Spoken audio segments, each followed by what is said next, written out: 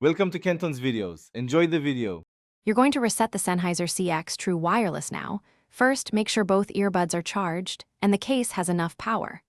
Once done, open your phone's Bluetooth settings and forget the CX pair so the buds will clear saved links. You don't need extra apps, just the physical buttons. If the case button is recessed, use a small tool gently. Now, place both earbuds in the case and close the lid for the initial step that triggers their reset routine. Open the case and leave the lid open. This gives you visual confirmation. Next, press and hold the touch area on both earbuds simultaneously for about 10 seconds. This forces them into firmware reset mode.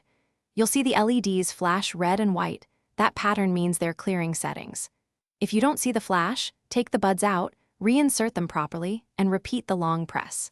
This step overwrites prior pairings and restores factory behavior, so make sure both earbuds respond together.